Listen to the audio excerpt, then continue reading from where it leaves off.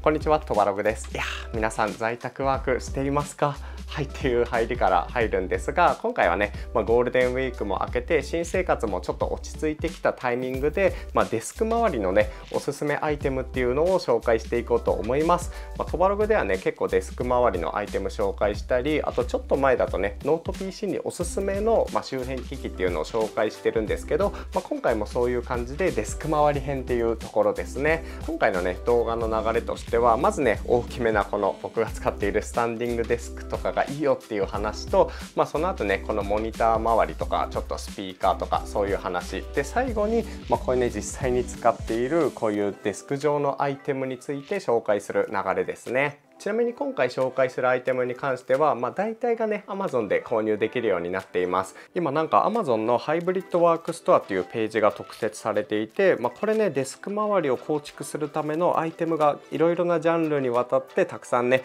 紹介されているというか販売されているページなんですよ。今回ね紹介するものに関しては僕が実際に使っているものばっかりなんですけど、このねワークストアの中だと需要に合わせていろんなねジャンルのアイテムまとめられているので、ぜひねこちらもチェックしてみてください。一応今回紹介するアイテム一部の商品に関しては Amazon がねなんとクーポンを発行してくれているので、ぜひね概要欄のリンクから飛んでチェックしていってください。じゃあ早速ね紹介していきたいと思います。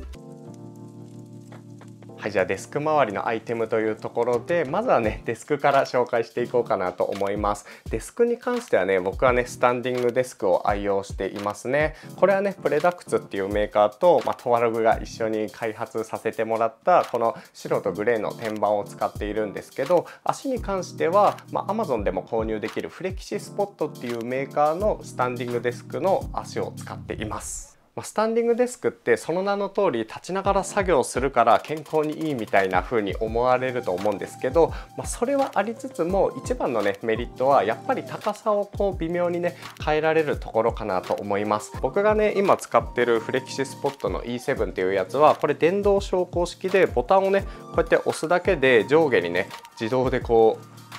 電動で動いてくれるんですよね。で立ちながらね作業するっていうことも時々するんですけど、基本的にはね座りながら使うことが多いですね。やっぱり立ちながら作業し続けると集中力が落ちてなかなかね作業に集中できないっていうこともあったりするので、基本的にはこうね微妙に5センチ単位ぐらいでデスクの高さを変えて、このね肩とか首のなんか角度をねこう適宜調節するんですよ。でそのね高さ調節をちょっとずつ繰り返しながら使うと割とね集中力が保たれつつ作業ができるので、この辺が個人的にはね一番のメリットかなって感じてるところですね。これだけ聞くとスタンディングデスクっていう名前の割にすごい地味な使い方してるなとは思うんですけど、実際にね使ってみるとこのちょっとずつ高さを変えるっていうのがすごくね作業にマッチしやすくて、長時間でもね作業しやすくなるので、この辺はおすすめかなと思います。詳しくはね結構前にもスタンディングデスクの動画撮っているのでチェックしてみてください。はい、続いてはね外部モニターですね。外部モニターは、在宅ワークのね定番中の定番アイテムなんですけど、まだね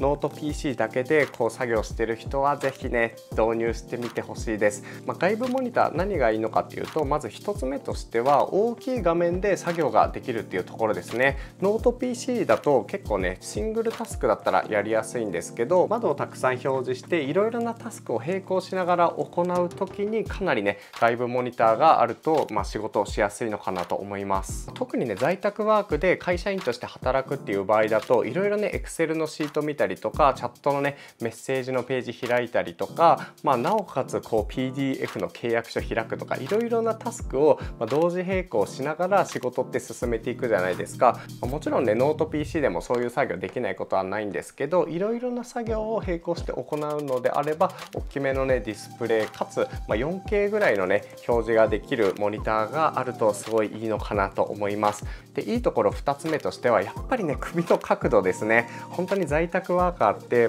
朝から晩まで外に出ないことも多かったりするので、本当にこの辺シビアになってくるんですよ、体のこりみたいなところで。実際ね、昔はノート PC だけでこうねカタカタと作業してたんですけど、やっぱりこの首のところがねストレートネック気味になって疲れちゃうっていうのがあったんで、やっぱりね在宅ワーカーみたいに長時間作業する人だったら、外部モニターそういう意味でも必要かなと思います。もしね購入するのであれば 4K 表示ができて、かつね27インチ以上のものを買うといいかもしれませんね。で結構ね IPS 方式とか VA とか有機 EL とかいろいろな種類あるんですけど、本当にね作業目的であれば VA 方式っていう、比較的ね安価なもので問題ないかなと思います。ただ単にね作業に没頭するっていう目的であれば、本当にね3、4万円からこのねサイズの 4K モニター購入できるので、そういうのをねチェックしてみてもいいかもしれないですね。でモニター関連の話で、モニターをね導入しようかなと思っている人、すでにね購入して使っているよっていう人でも、モニターアームは絶対ね導入してみてほしいです。これはトバログねずっと使い続けて本当におすすめのやつですね。モニターアームって何なのかっていうと、こういうやつですね。モニターをこうスタンドで直接テレビみたいに立てるやつじゃなくて、クランプとかでこのねデスクに挟んで、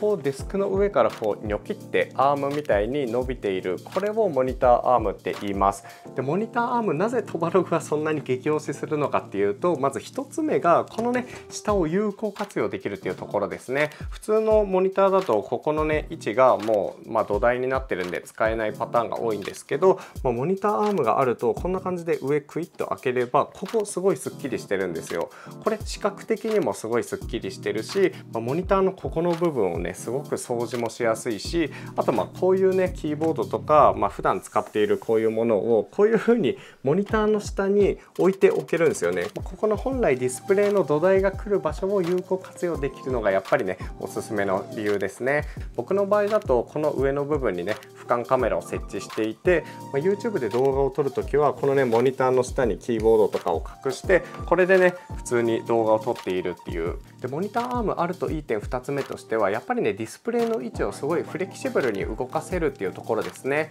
最近のモニターだとスタンド式でもこう上下にしたりとか、あとディスプレイのね角度をこう変えられるっていうもの出てきたんですけど、モニターアームだとそれがね位置をこう手前にすごいグイってやったりとか、奥にね追いやったりとか、この角度はもちろんなんですけど、ちょっとね高くしてこうグイってやって背もたれにもたれかかりながらもうねこうやって作業するとか、いろいろな使い方をすごいしやすいんですね。で僕がね今使っているモニターはこのねモニターアームが備え付けられている一体型のものなんですけど、普通のねモニターで使うのであればこのエルゴトロン製のモニターアームが結構ね使いやすくておすすめかなと思います。僕もねこちらを数年間愛用していて、かなりねこうディスプレイの位置がピタッて止まったりとか、あと高さをねすごい変えられるっていうのが便利でしたね。で僕はねホワイトが欲しかったんでエルゴトロン純正のものを使っているんですけど、もしねブラックのモニターアームでもいいよっていう人は Amazon Basic のモニターアームもねかなり使い勝手としては近い感じなので、そちらもねおすすめですね。モニターアームに関してはね前にも動画を撮っているので、是非そちらもチェックしてみてください。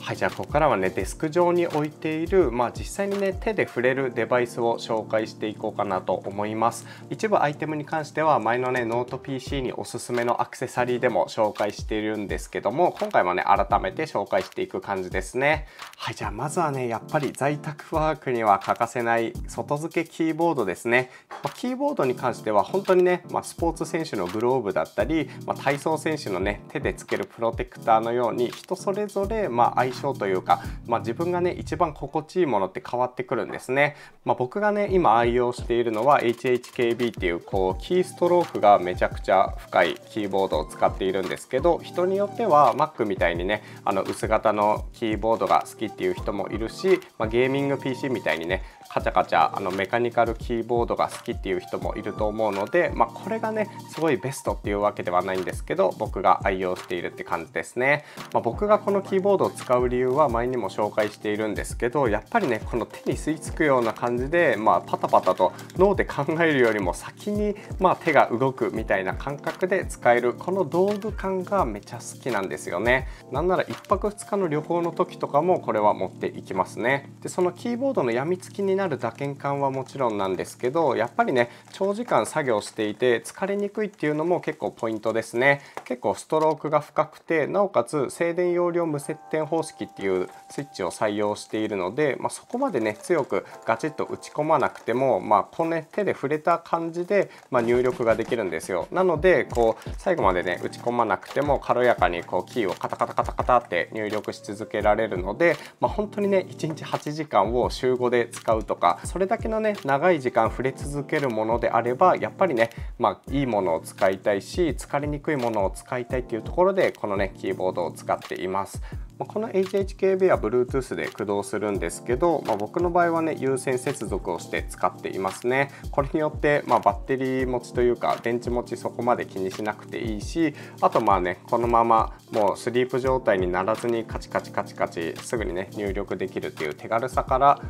見た目とかスタイリッシュさよりもこちらを選んでいる感じですね。これはおすすめ。はい、続いてはねトラックボールですね。マウスとかポインティングデバイスって結構ねいろいろなアイテムが世の中にあって、それこそ MacBook だったらトラックパッドを使う人もいれば、高級のねゲーミングマウスでカチカチやりたい人もいると思うんですけど、僕はこの親指でグリグリとカーソル操作をするトラックボールを愛用しています。これはロジクールの M575 っていう比較的エントリークラスの6000円ぐらいで購入できるトラックボールですね。これ純正そのままだと青色してるんですけど、僕はねケンジントンのトラックボールについてきたシルバーのやつがかっこいいので、それをね組み合わせて、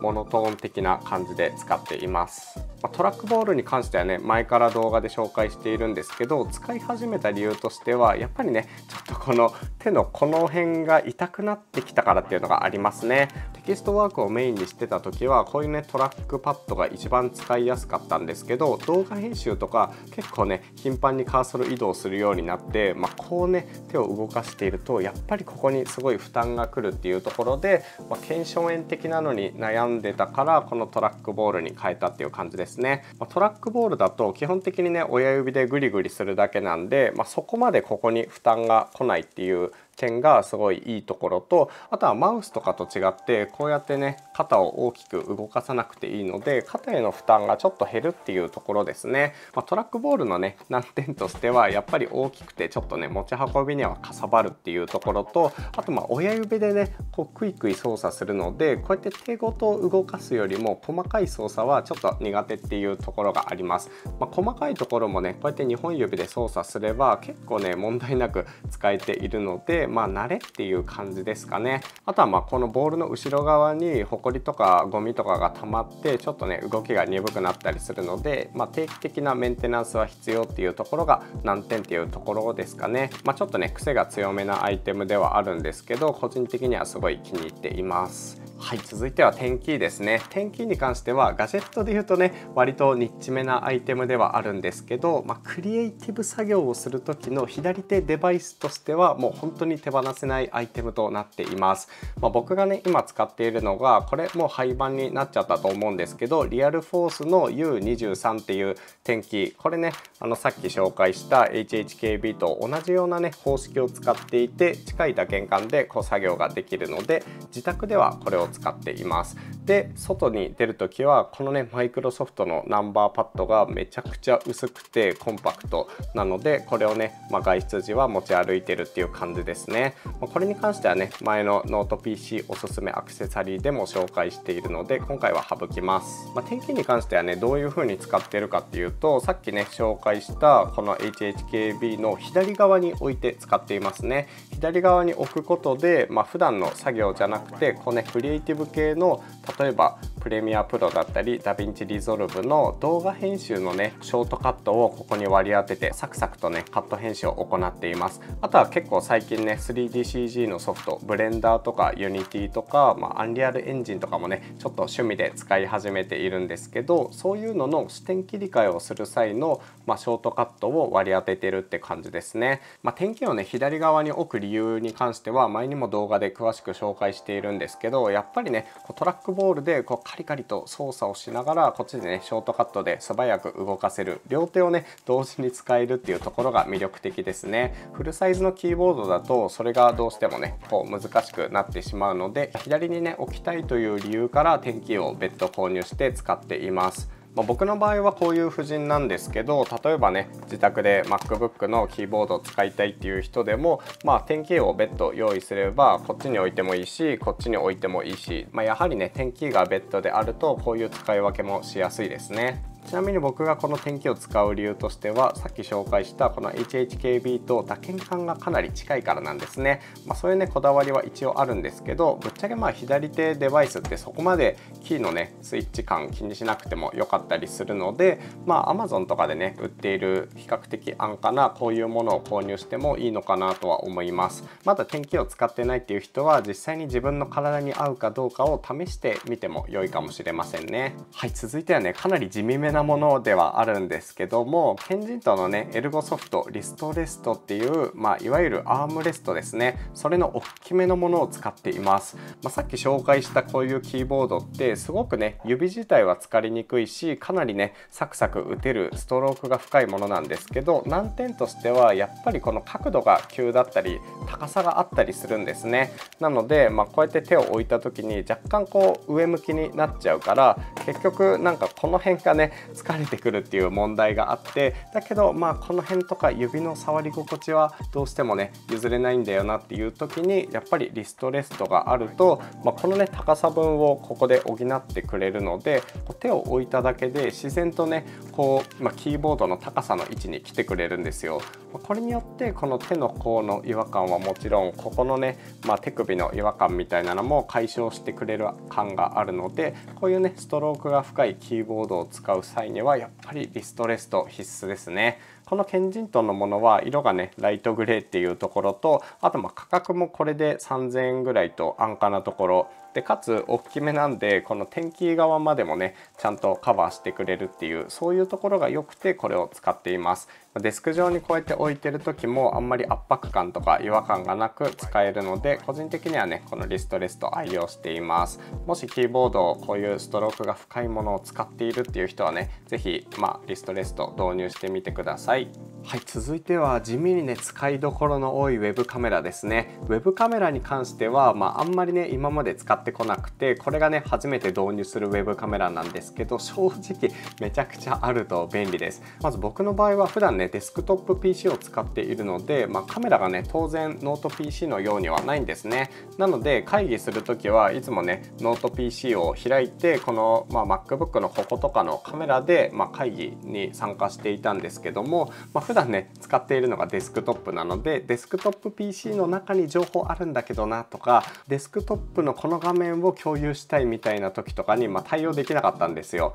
そういう意味でこのウェブカメラを導入すると、直接ねデスクトップに差し込んで、このまま好きな角度でね自分のことを映すことができるので、そういう点でねめちゃくちゃ便利になりましたね。あとノート PC だとこうやってね自分の顔をぴったり映しながら、なんかこう画面をね見やすい位置に設定するっていうのがちょっと難しいんですけど、外部のねウェブカメラがあれば、こう PC でね正面から映さなくても、ちょっとね横から自分を撮って部屋がね片付いていない状況でも映したくないところは映さないみたいな、そういう風にね自由な角度で使えるっていうところがやっぱりねすごい便利ですね。でもう一つね地味に楽なのが PC 自体にカメラ機能を備えることができるっていう点ですね。どういうことかっていうと、このねロジクールのウェブカメラは割とね高画質なんですよ。200万画素とかあって、でフル HD で撮影ができるんですけど、そこそこね PC で見ても綺麗な状態で撮影できるから、例えばねここにレシートがあったとして、レシートをこうやって経費精算の時に、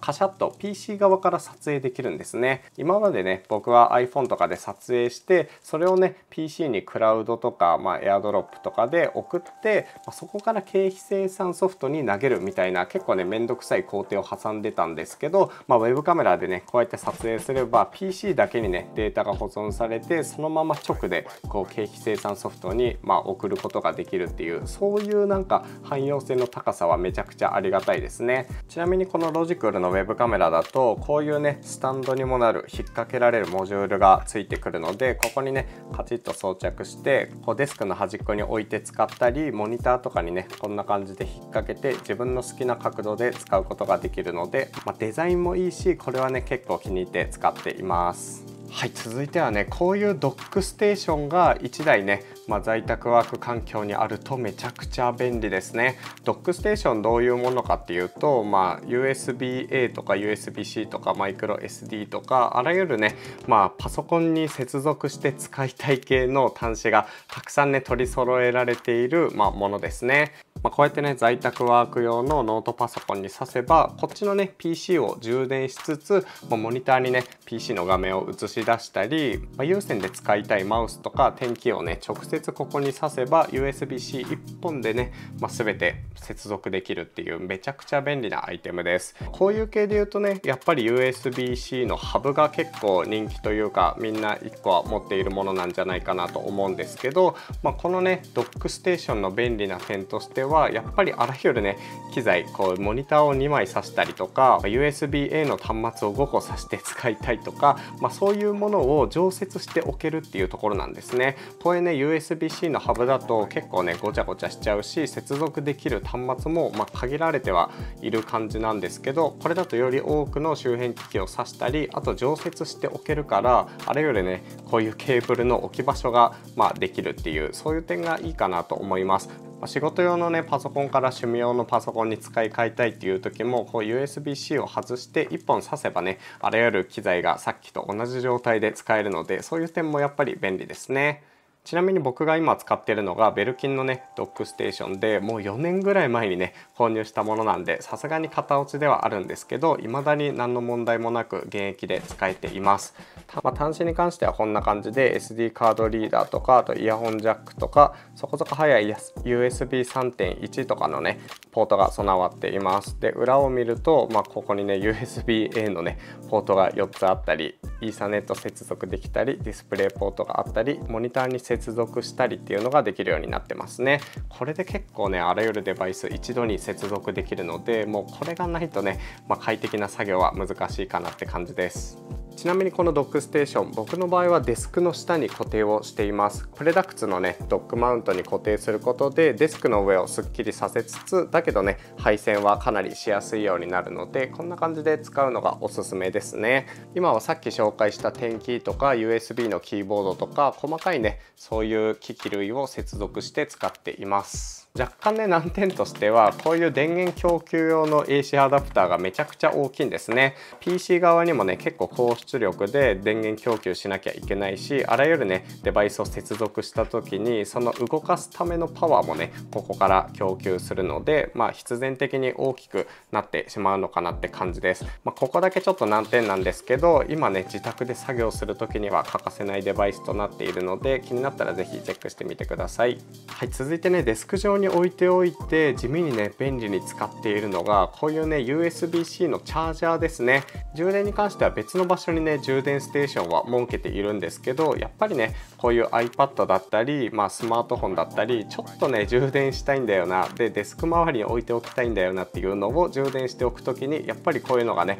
手元にあるとすごい便利かなと思います。これはアンカーの547チャージャーっていうやつで、最大ね 120W の給電に対応している感じですね。で1つのポートに対して 100W 給電ができるので、例えば結構大きめのね MacBook を充電したりとか、あとカメラを充電したり iPad を充電したりが難なく行うことができます。ちなみに僕はこのデスク下のケーブル収納にねこのアンカーの充電ステーションを置いていて、できるだけねこの配線とかが煩雑にならないように工夫しています。ちなみにケーブルに関してはこうやってねデスクの脇に貼るタイプのケーブルホルダーを貼っていて、でこうやって充電したい時にスーって伸ばして、で充電が終わったらこうやってね戻すっていう感じで、できるだけねデスクに座った時に目立たないような配線にしています。続いてデスク上にあったら何かと便利なのが、こういうね PC スピーカーですね。卓上に置けるもので有線接続できるものをさっきのねドックを介して、PC に接続しています。そこまでね必須っていうわけではないんですけど、これをね左右に置くことで、例えば作業しながらなんか BGM を聴きたい時にすごいね左右から臨場感がある感じで音楽を聴けるし、あと僕の場合だと動画編集で結構使うんですね。動画編集って映像も大事なんですけど、実はね結構音質も大事だったりして、そのね音質の音量はどうかななとか BGM の音は最適かなみたいな、そういうのを考えながらね、作業する時に使っているっていうわけですね。僕はねそんなにオーディオに詳しいわけじゃないんですけど、一応ね動画編集をする時にちゃんとした音でチェックした方がいいかなというところで、モニタースピーカーであるマイクロモニターっていうやつを使っています。Bluetooth スピーカーでも全然ね作業中の BGM としてはいいんですけど、これだとね、バッテリー持ちとかも心配しなくていいし、音にね遅延がないので、リアルタイムに動画編集するっていう時も楽なんですね。ちなみに僕が使っているものは iLoud のマイクロモニターっていうやつを使っています。これ見た目も結構シンプルだし、こういうジャンルにおいてはかなりコンパクトなものなんですけど、意外とねこのサイズながら力強い音を出してくれるので、かなり気に入って使っています。ちなみにこれ Bluetooth 機能もついているので、例えばね手元の iPad とか iPhone とかと接続して Bluetooth で BGM を流すっていうこともしてくれます。はい、というわけで今回はね在宅ワークにおすすめのデスクワークアイテムたちを紹介してみました。基本的にねトバログが使っているこういうアイテムをベースにね紹介してはいるんですけど、この辺はね人それぞれ向き不向きがあったりすると思います。今回紹介したアイテムも含めて是非ね Amazon のハイブリッドワークストアで自分のね予算と、必要な機能性に見合ったものたちを探してみてください。一部アイテムに関してはクーポンね発行してもらっているので、是非概要欄からチェックしてみてください。それでは次の動画でお会いしましょう。トバログでした。